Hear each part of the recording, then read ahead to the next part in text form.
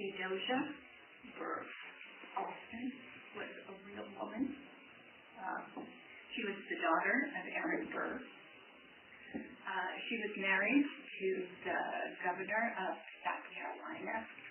And on December 31st, 1812, she boarded a ship and was never seen again. Nobody knows what happened to her. Some people said pirates. Okay. So, the internet is full of stories about it.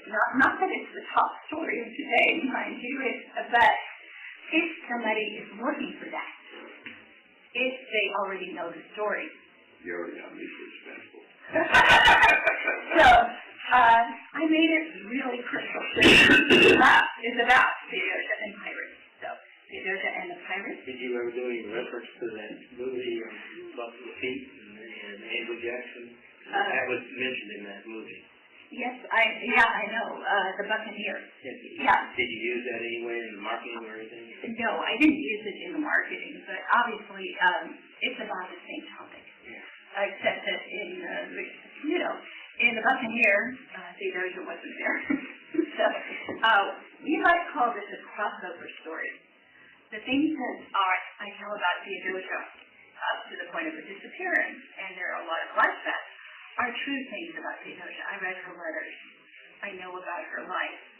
And the things that I would have watched on the feet, well, other than the fact that, he wasn't ever involved with Theodosia, as far as we know, are also true things, to some extent from his journal, which is controversial, but to some extent from his own letters and publications. They might have overlapped or connected.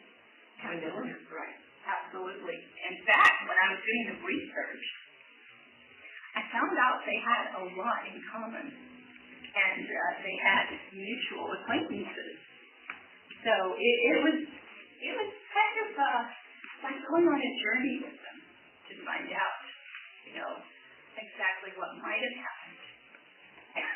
And since this is a historical society, I thought that this time around I would talk not just about Theodosia and John Lafitte and pirates, but I thought we'd talk a little bit about the War of 1812. And why did we have this war?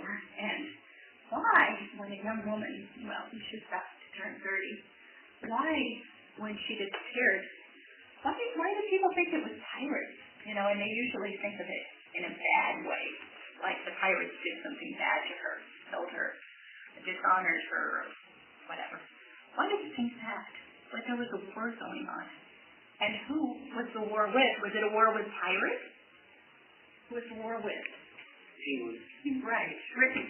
Okay, so how come... We didn't celebrate it very much as the anniversary. We won't do that. Well, I think we're a little bit ashamed of this war, and we're... Too big of a story. Yeah. Anyway, why don't we suspect the British? Why don't we say a British ship came and captured her? She was captured by the British. They were sunk by a British ship. Why pirates? Okay, why are the bad guys, when we look at something that happened at the beginning of 1813, why do we assume the bad guys were pirates or privateers? Any idea why we look at it? Oh, it could have been British. As far as I know. Right. British pirates. They didn't have the internet, and they couldn't pass on all that information. So, actually, word of mouth and wrote down things, but things wrote down maybe not were true. It was some.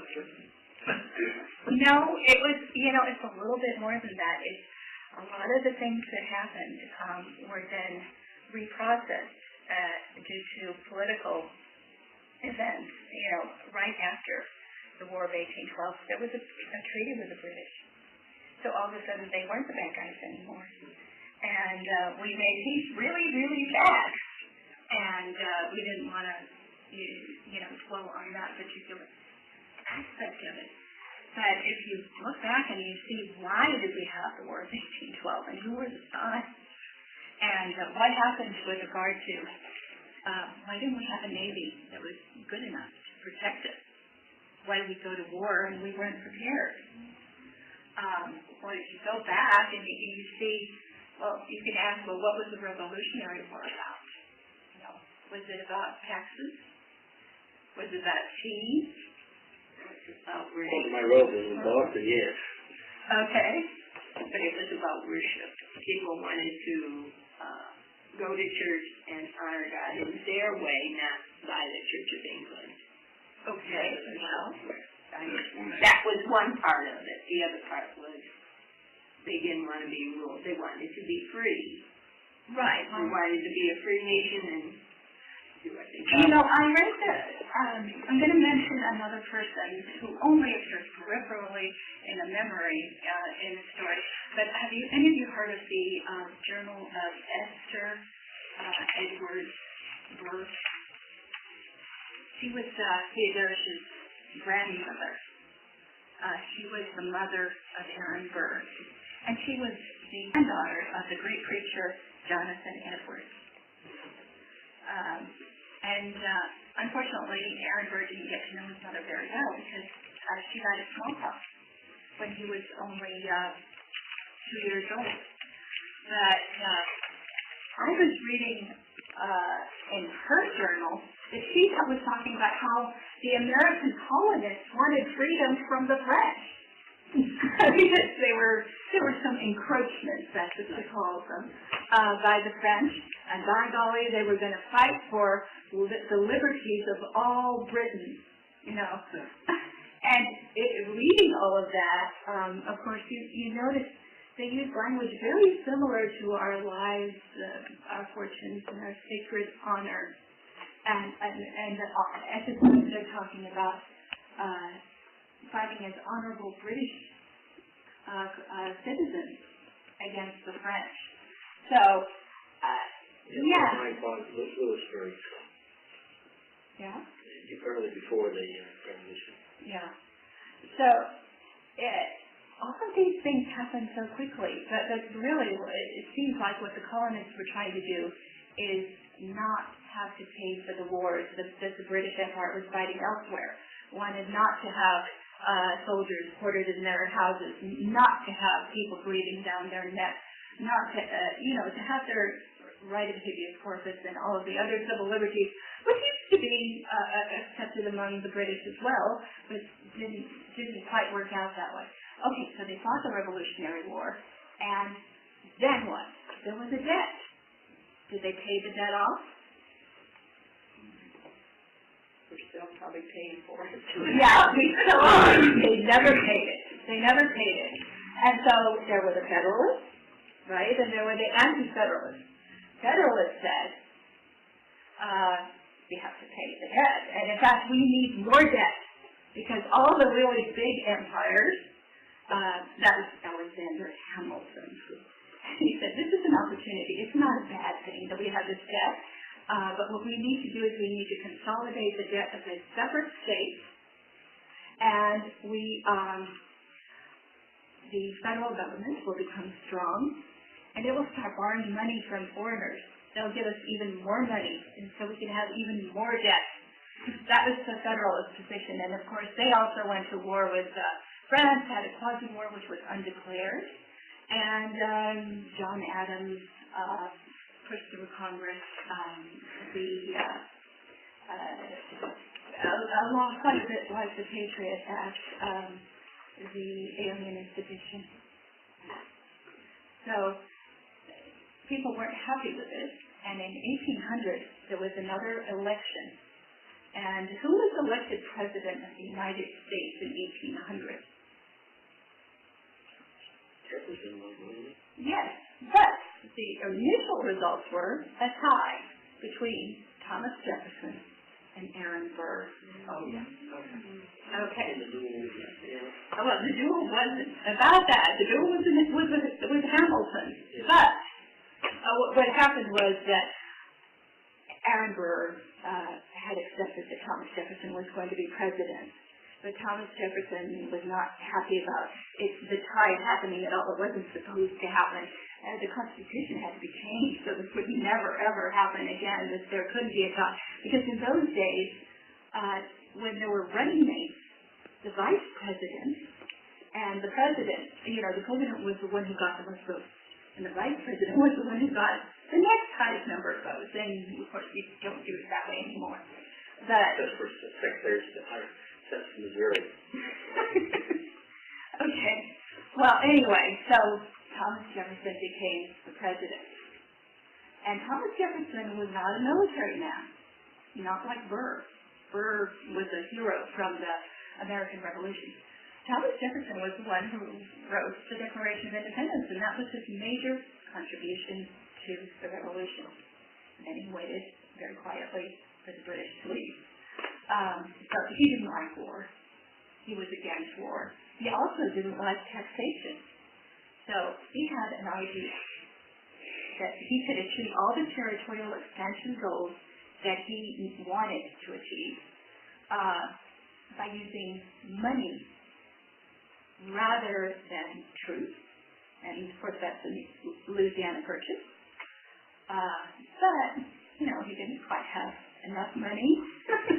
And so bonds were issued. The bonds were issued to France, to Napoleon, but Napoleon needed cash really badly, so he negotiated them at a discount to an English bank. So now the British are holding, a debt. The United States owes this debt. They might as well have held Louisiana for collateral, and Napoleon didn't do so well in his war with Britain. So in the long run, it was necessary to pay with blood for Louisiana territory. It wasn't enough to pay with money. All the money was going to England anyway. They were able to pay on it all, and there was a war. Okay. From the beginning of time, wars and leaders has all taken over the entire world. And I'm saying that back in the witches of Salem, they took advantage of the people and everything, right? And burglars and publishing like that. We have modern day witches. They're called politicians. Well, not that the witches were bad. I'm not sure that the witches are always bad people. Sometimes they're just accused of that. But, no, I thought it was part of the invention of sailors. Also part of it. Well, yeah, they were attacking our sailors, but why were they attacking our sailors? Look, I'm not saying war is I'm not saying war is good. I'm not suggesting we all go to war. What I'm saying is you cannot just put your head in the sand and say, I don't like war, so we're not going to have any war. Now, with regard to what they were doing to our sailors, Jefferson had a plan. It was a very nonviolent plan. Here's what he said. We're going to have an embargo. We're going to solve this without going to war. We are just going to make it illegal for our ships to export goods anywhere. So we're just going to sit at home under our vine and fig tree. We are going to do our agriculture, and of course he was in the South, so agriculture worked for him. But, that didn't work for the northern states. And, of course, the people who were in the business of doing business with other people across the ocean still continued to do that. But now, the Navy was not on their side. And you know what else? The Revenue Service. And by the way, the Revenue Service, not the IRS of today, but the Revenue Cutter Service, which was put together by Alexander Hamilton in 1790, was now going after Americans for doing business. That was how they enforced the Embargo Act. So that's when you're looking for a hero. And that's when we get our hero. That's when people like Charlotte show up and they say, fine, I'll help you to sell your goods. I'll help you to ship your goods. I will see to it the enemy does not sink your ship. And so basically, these smugglers, they started out as smugglers, later on they became privateers, they were the ones who were doing the work of the Navy, and really the work that the Revenue Cutter Service should have been doing, instead of going after people for just doing business.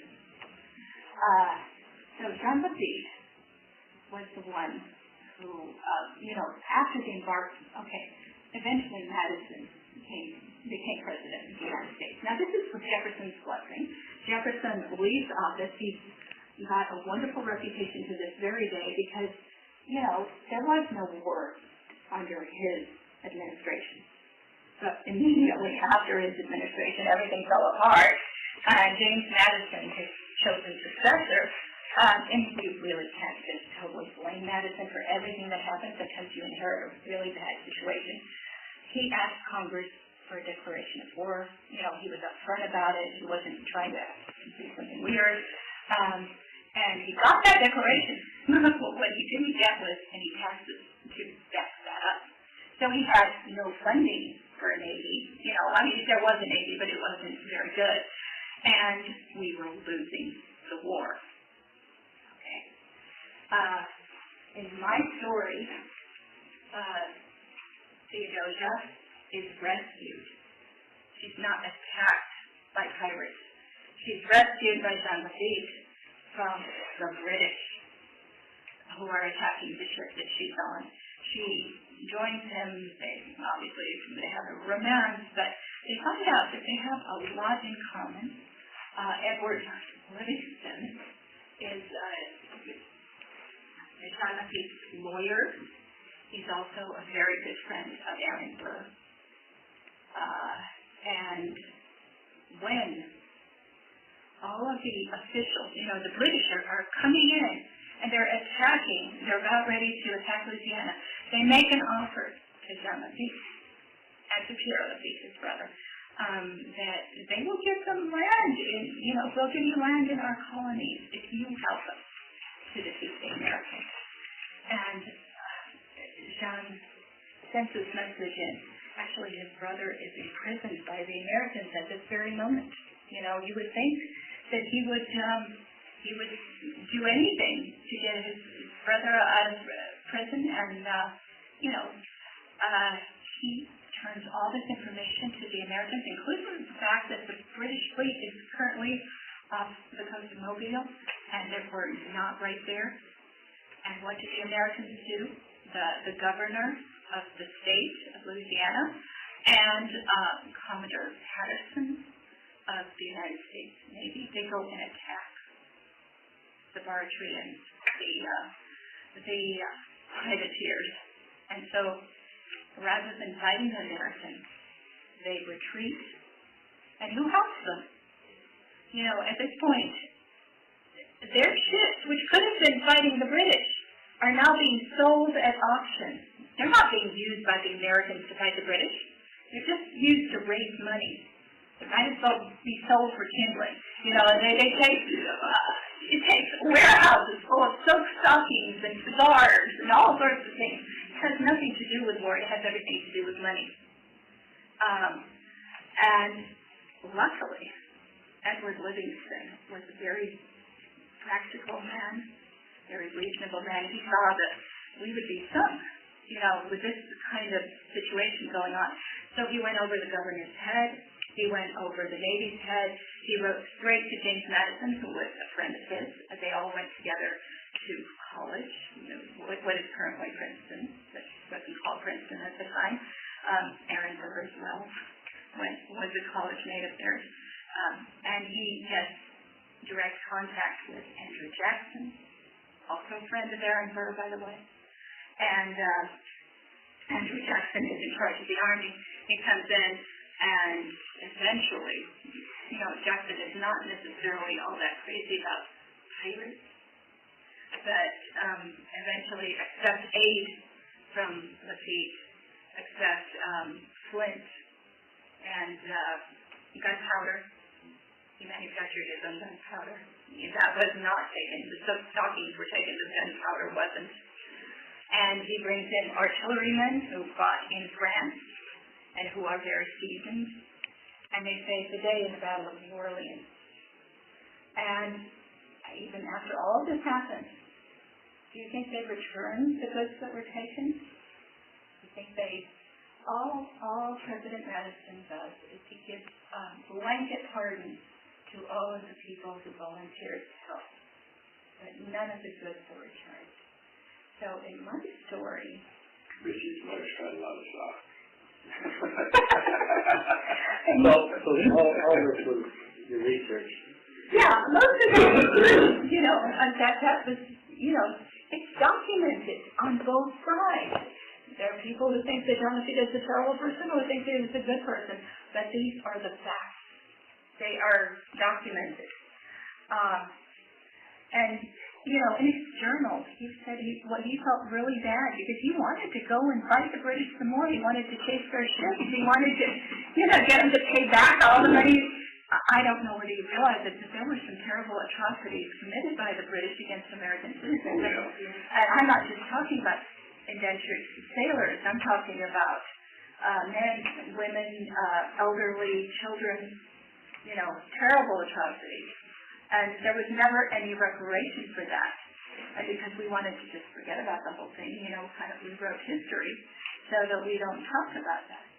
But, you know, in my story, obviously, it's a love story, and it's also about a father-daughter relationship. Theodosia was brought up to be very independent, was taught like a man, knew the classics, read Greek and Latin and Hebrew, and she didn't report, you know, this is the make-believe part, obviously. Why wouldn't she tell her father that she was alive? Maybe she was a little bit ashamed, or maybe she was breaking loose from her father's pledges for the first time in her life. But the turning point is when they realize they need somebody to talk to the president, somebody to lobby for somebody, and that's when she thinks, well, maybe we should talk to Aaron. And I'm going to leave you with that. But that's what it's about. Yes,